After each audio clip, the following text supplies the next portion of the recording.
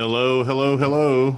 Good morning, folks. We're about ready to start our webinar this evening or this morning.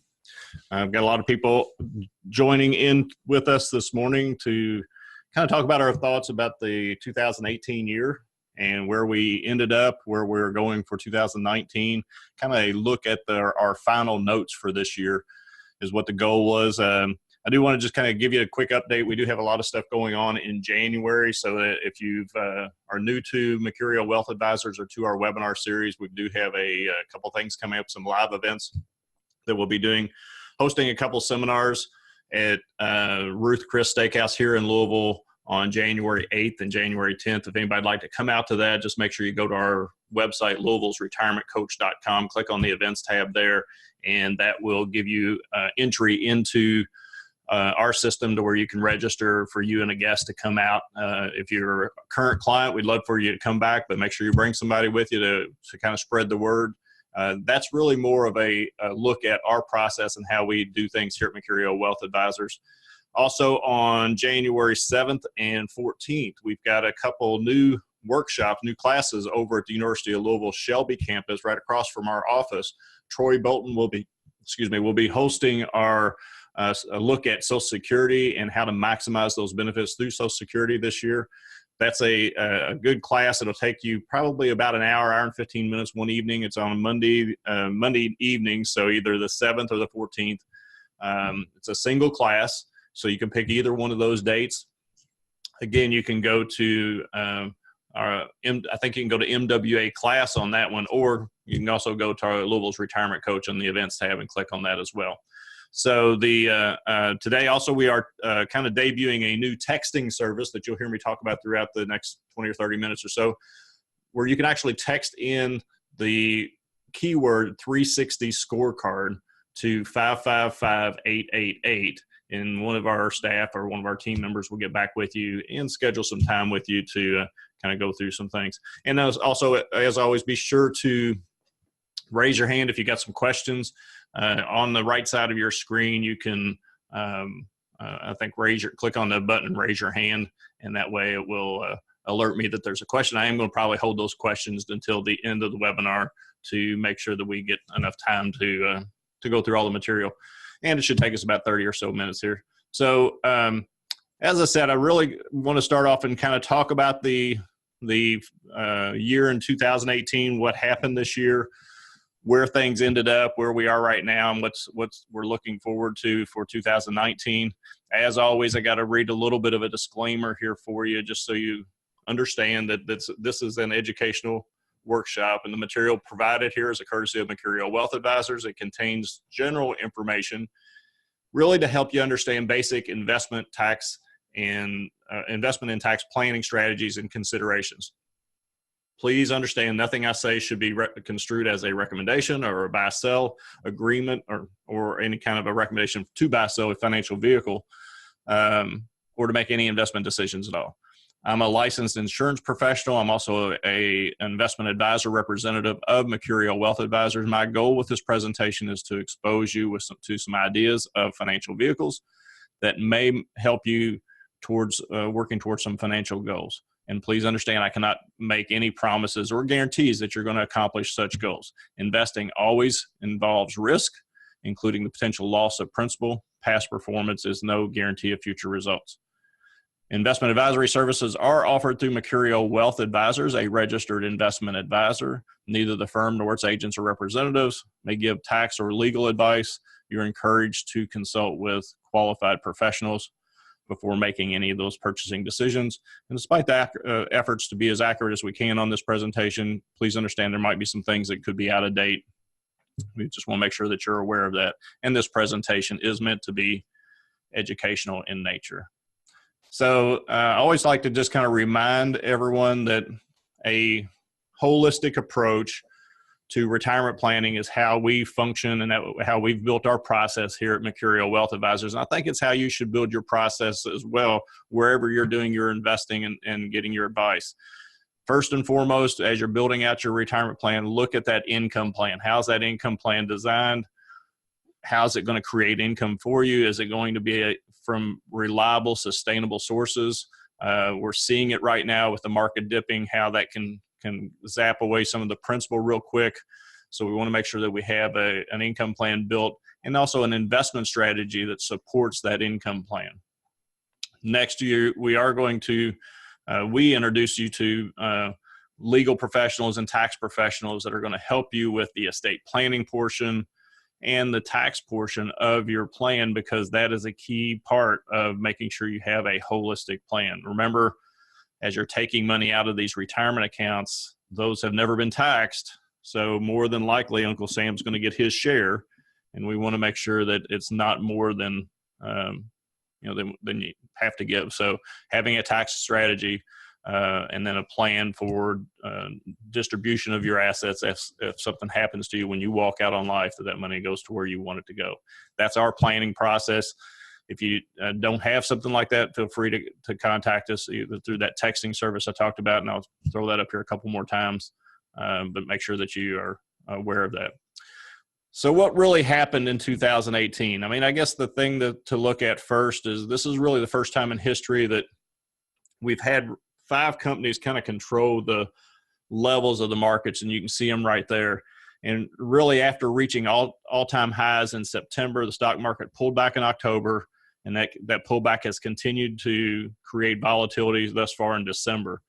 This has really continued across all markets through stocks and bonds, domestically and abroad, generally ending lower in October. Then we had a little bit of a rally in November, only to lose that again here in December. So basically through December 14th, all of the gains have been kind of wiped out for this year. If you're keeping this in perspective, though, over the last 10 years, we've been on a bull market run. So probably since 2000, I'm guessing 2012, 2013, you've been back to even from what may have been lost in your portfolio in the 2008 downturn, and everything else has been kind of profit since then. So yeah, we have had a little bit of a pullback, but this has really been the first negative year, or might be the first negative year that we've had for a long time. Why did this happen? I guess if you try to figure that out, a lot of times this will drive you crazy. But in October and so far in December, we've really had 2 major stories impact the market and influence the markets, and that's been China and interest rates. The ongoing trade tensions with China and the impact of the meeting that Trump had with the China leader really has left a lot of speculation out there as to what really happened. And that's also created some impact on corporate earnings, which have continued to be volatile. Generally, corporate earnings this quarter have been positive, but there have been a couple firms that fell off. So Amazon and Caterpillar actually had some disappointing revenues, and that's created some lower expectations for the first quarter of next year. Interest rates have been the other factor that kind of entered in this year. We've had 3 interest rate changes so far this year. We're expecting another one today. If the Fed comes through and raises interest rates today, that'll be the 4th time this year. Some articles that we're looking at and seeing this morning basically say that if the Fed does go ahead and raise interest rates today, then that possibly will start a change as to their thinking of monetary policy for 2019, and maybe reduce the number of times that they plan to raise interest rates next year. So the hope is that they'll either let this one pass, or if it does go ahead and go through, that they'll at least change their direction for next year. Keep in mind, if this volatility is bothering you, this is a good time for you to start to look at how to make some changes to your portfolio. If you're a little bit anxious about what's going on in the markets, it's a great opportunity to kind of go back through our Retirement 360 scorecard process. And even if you're a client, we can run our portfolios back through there to make sure that you're still on track, that you're still going to have that high percentage chance of a successful retirement. If you've never gone through that process, this is a great opportunity to kind of go through that too. And basically what you can do is you can, again, text the 360 scorecard, all one word without any spaces, directly to 555-888. What can still be done before the end of the year? Well, you're running out of time, but you can still do this. And you have to remember that required minimum distributions, if you're 70.5 this year, they have to be taken. If you miss that required minimum distribution, that could be a penalty as much as 50% to your bottom line. So, for instance, if you're taking out somewhere around, if you have to take out $10,000 and you miss that, you could actually end up having a penalty of $5,000 that you'd have to pay on top of that. So don't miss that required minimum distribution and get that taken out before December 31st. You could possibly still reduce capital gains. This is something that we're going through our portfolios right now and seeing if any of these this volatility has created any opportunity to harvest any of those capital gains from this year. Keep you from paying taxes on it or reducing that. And basically what you're getting your accounting team or your advisory team to do is look at the gains that you've already realized for this year and see if there's any losses out there that you can offset those gains with. And you can still do that. And remember that even if you match all of them out, or you have 100% match, you still get an additional $3,000 that you can take off as a loss, which could reduce your taxes for next year.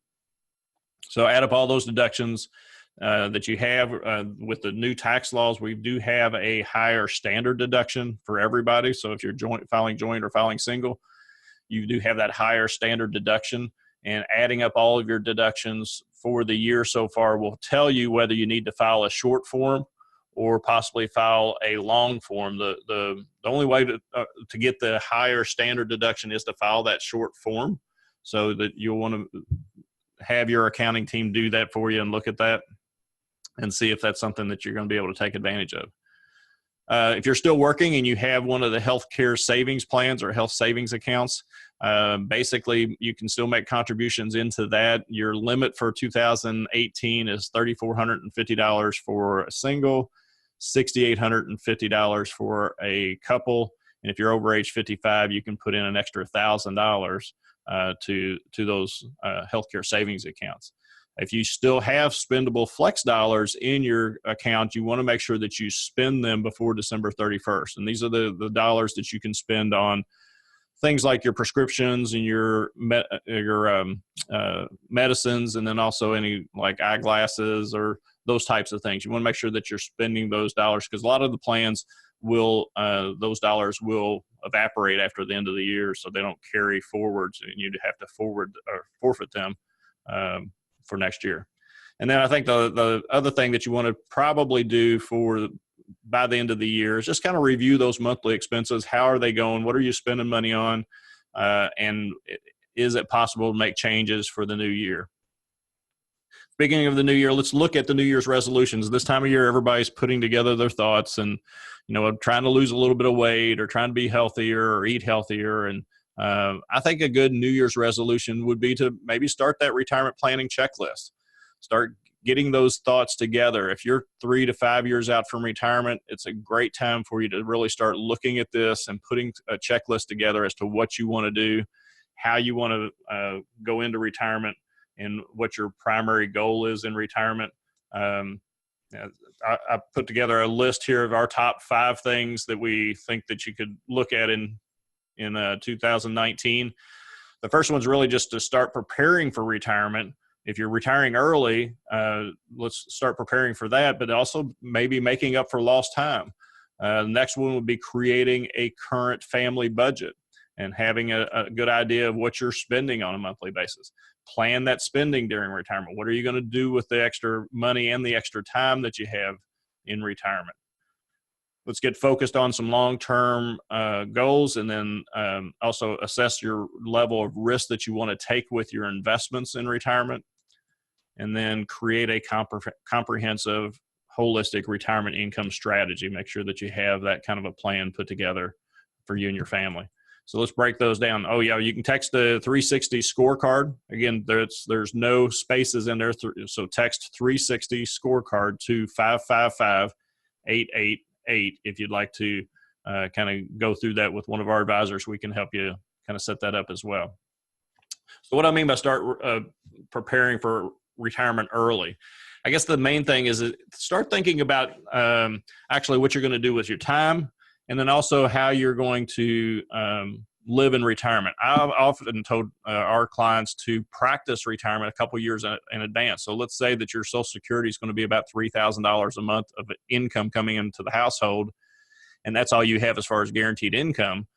Then start trying to live on that. See if you can live on the $3,000 a month, and how far do you get on that? It may not be enough, and then obviously you're going to have to kind of pull some out of savings or pull some out of your investments, or technically you're pulling it out of your regular income to see. But what that also allows you to do, if you are living on that smaller amount, it allows you to kind of bankroll some other money, and that helps you kind of make up for some of that lost time.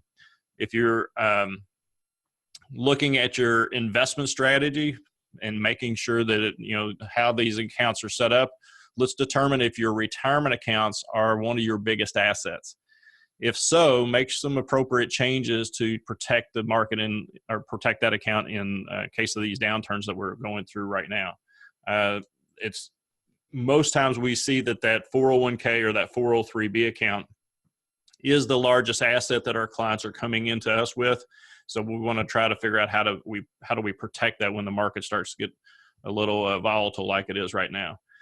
How much are you investing in this account? If you're still working, are you putting the maximum amount in? What we've been talking to a lot of people coming into us about is if you have a Roth option, if you have an option where you can take part of your contribution and shift it over to a Roth account inside your 401k, that might be a strategy for you to look at. The key thing that you want to remember there, if you do that, some of the companies that offer the Roth 401ks do not match on that 401k, on that Roth portion of it. So you might have to contribute some to the traditional side of your 401k, and then contribute as much as you can to that side to get the maximum match. But then once you get to that maximum matching, then you can take the rest of it and shift it over to the Roth portion of your 401k. It might be a strategy to look at. If you're getting a raise or an increase in your pay this year, consider using that as an increase to your contributions overall inside your plan to help you make up for that lost time, maybe to throw a little bit more money into it. And again, our strategy right now, our thinking is that while the taxes are a little bit lower, maybe you do that in a Roth version of that 401k or 403b. That way you're paying the tax on it now at a lower rate, or what we perceive to be a lower rate. And then all that money will come out tax-free later. Look at your options inside this account in the 401ks and the 403bs. If you're using target date funds, consider some of the alternatives. The target date funds are designed to get a little bit more conservative as you get closer. But if you look at some of them right now and how they're performing, they're not really doing that. And they're also very expensive. So I always recommend using just some of the other choices that you have in the 401k, because you can build out a strategy. And one of our tools that we use, and you can find this on Louisville'sRetirementCoach.com website, is a 401k optimizer. For like $79 a year, you can sign up for that service, upload all of your choices, go through a little evaluation questionnaire, and we'll send you back a strategy out of your choices of your 401k that will help you to allocate it. Now, we're not managing it, obviously, but what we're doing is kind of looking over your shoulders, and about every 3 months, every quarter, you're going to get an email from us that says, if the market's doing this, let's go ahead and change into these strategies. And that way you're kind of getting some help managing that 401k. And then finally, with the investment strategy portion, make sure that you plan to move this once you retire. Be sure to roll it over to an IRA account that you control. This is not self-serving for us. This is self-serving for you. You want to make sure that by putting it into an IRA, you're going to have a lot more control over that asset. You can control the expenses. And if you want to continue to manage it, you can manage it on your own, or you can have an advisory team like us help you manage it. That's up to you. But roll it over to a good custodian, a Fidelity, a TD Ameritrade, or somebody like that. That's a good move. And then that way you can use that asset the way you want to, and you can control it. The next one on our list was create a current family budget. Truly look at your spending. I can't say how many times that when we're sitting down with somebody that we talk about creating a budget, and or how much are you spending on a monthly basis? And they'll give us a number. Just happened this week that I had a fellow come in and he said he was spending $2,000 a month, and he swore that was all he was spending. We sent him this expense sheet that you can download for free. We're going to send it to you in your email after the webinar. And we sent him this, and he sent it back in. And instead of spending $2,000 a month, he's actually spending more like $4,500 a month. And it does help you really evaluate everything that's going out of your household on a yearly basis. We're looking at it on a monthly basis, but of course, when you start thinking about your monthly expenses, we don't always include things like our big insurance payments that we have, or our big tax bill that we have to pay at the end of the year. That it helps us account for all of those spending items. All those once a year expenses are included, and then you can really, get a fair assessment of what that number is. And this is just something I thought I'd throw in there. If you are helping your kids, and a lot of us do that, if you're helping your kids, make sure that you consider your own spending first. This money that you've saved over the last 35 or 40 years of work has to last you possibly for the next 30 years. So we want to make sure that, we can help our kids if we can, but you want to make sure that you're looking at your spending first. And then finally, I always encourage you to kind of review this twice a year. Set this up. We'll set up a semi-annual meeting with your spouse and actually sit down and kind of go through these expenses, understanding exactly what you're doing. I do it with my spouse, and it's not a meeting that we typically look forward to, but it is something that we do get together on and look at on a twice a year basis to see where the money's actually going. And I think that helps us stay on track. Now that you got the family budget created, let's talk about how are we going to spend money in retirement. Well, a lot of times when you start thinking about retirement, it includes those bucket list items, those things that we didn't get to do while we were working. It may be, these are some of the things that pop up that could be something you're thinking about. Maybe a trip across the country. Could be flying like the image showed you there, or it could be actually getting in the car and driving across country. I've got several clients this year that are just doing driving trips, and they're taking off, and it includes, you got to look at the gas, you got to look at the hotel stays and things of that nature. Maybe it's a family vacation. Several of our families have done the trip to Disney World. I started to say Vegas, but Disney World is where they've taken their family. So they get the kids and the grandkids and pile them all up and go to Disney World, so that you think about the flights, the cost, all that. You want to make sure that you're including that.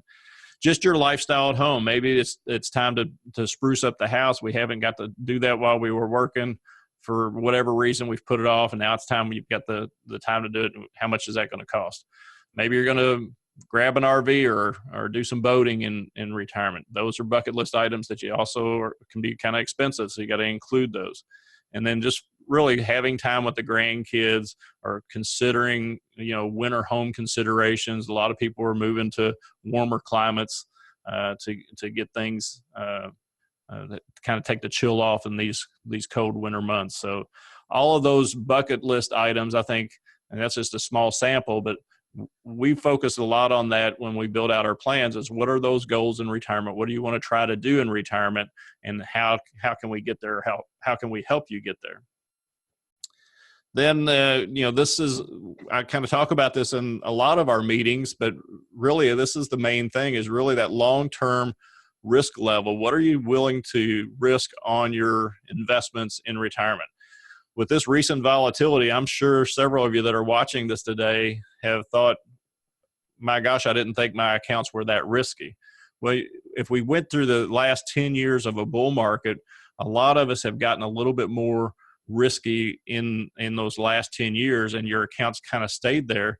Please understand that investing for retirement is so much different than investing in retirement. In retirement, these are the three things that we want to try to accomplish. We want to protect the principal, create a little income, and then grow a little if possible. Because remember, again, this income's got to last you. This pile of money's got to last you for the next 30 years possibly.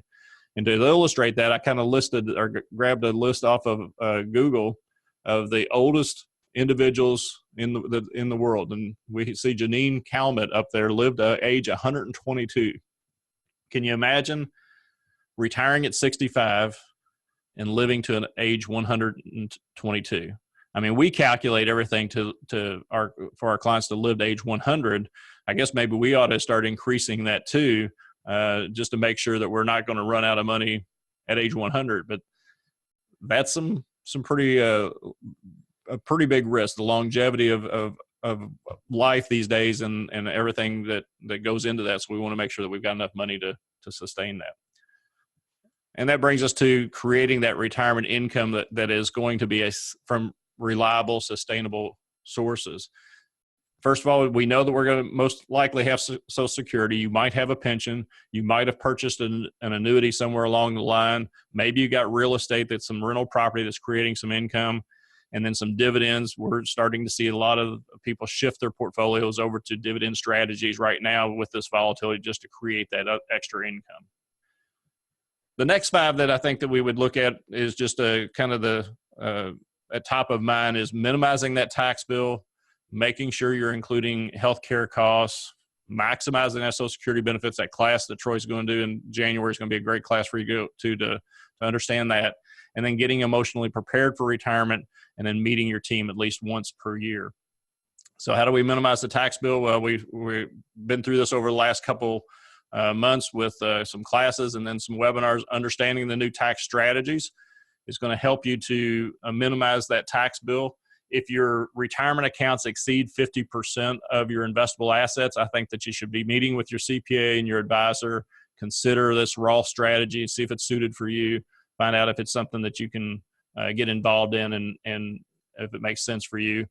And then also deciding which accounts that you want to empty first. It's not always the best strategy to empty those after-tax accounts first. It might be a better strategy to go ahead and take some money out of the IRA accounts and pay the taxes while the taxes are lower, and use those after-tax accounts for later in retirement.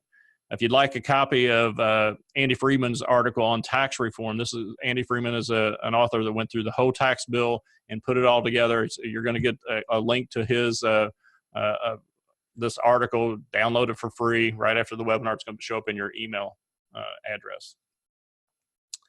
Also, we want to make sure that we include healthcare costs. A recent study by Fidelity over the last 3 or 4 years or so said that healthcare cost in retirement is going to cost you about $250,000 if you're over age 65. A couple over age 65 can plan to spend about $250,000 in their lifetime for healthcare. And that doesn't include long-term care. So long-term care in Kentucky, the semi-private room right now, according to Genworth Financial, is about $6,800 or almost $6,900 to pay for that on a monthly basis. You can see how that could really devastate your retirement plan if you're not planning for that. You can do a lot of the planning for long-term care with a properly drafted estate plan. So that's why we also include that in your planning process. Look at Social Security as an asset. When I calculated mine here a while back, if I take my Social Security at age 67 and I live for 29 years, it's going to be close to $1 million. Well, if I take it at age 62, it would be about $600,000. So the difference is, making sure that it's going to be the right time for you. What time is the right time for you to take your Social Security benefit? There's a lot of different strategies out there. Again, we're going to look at some of that stuff when we talk about this at Troy's class in January, but making sure that you have a proper strategy for you and your spouse, and that you're getting all of the credits that you possibly can. Getting emotionally prepared for retirement. I think this is so key, is making sure that you understand that once you stop work, you're going to have about 2,000 extra hours a year. Those hours every year are going to start to add up. If you don't have a purpose for what you're going to be doing during that time, I think it can cause a problem. So finding out what you're going to be doing, kind of planning out that period of time. What we see is a lot of people during the first 5 to 7 to 10 years of retirement will spend a lot more money traveling and doing things, and then usually after that their money will start to, they'll spend less, so they'll have more money in their pockets or be able to save some. But you got to kind of plan for that and make sure that you have a purpose for that. And then the final one was really make sure that you have a regular review with your team every year that you're putting this on the calendar, you're scheduling this, and kind of make sure you're bringing it back up to them, and that they are, helping you be prepared for that. As I said before, and through this webinar, you can text 360 Scorecard to 555-888 to meet with one of our advisors if you'd like to do that. It's a easy process. The first meeting is usually about 90 minutes, so there's no. I'm sorry. The first meeting is about 30 minutes, and then the second meeting is about an hour. So you got a total of about 90 minutes wrapped up in it, and the end result is that you're getting a plan that's built for you, that we've actually looked through all of your investments. We've kind of looked at your strategy, what you're trying to accomplish, and kind of giving you a thumbs up, hey, it's a go, or maybe you need to make this little tweak or whatever. So hopefully that's been helpful for you this morning. You can call our office at 253-9366, or you can go to Mercurio Wealth Advisors. I got it all wrong. MercurioAdvisors.com, or easier, Louisville's retirementcoach.com. And then, as I said today several times, you can text 360 Scorecard to 555-888. Hope you guys have a great Christmas and a great holiday season. Look forward to talking to you next year. If we can be of any help, then let us know. And let me see if we got any questions here. And right now, if you have any questions, feel free to pop them in there. I don't see any right now that are open. So again, I hope you all have a great Christmas and a good holiday season. Merry Christmas.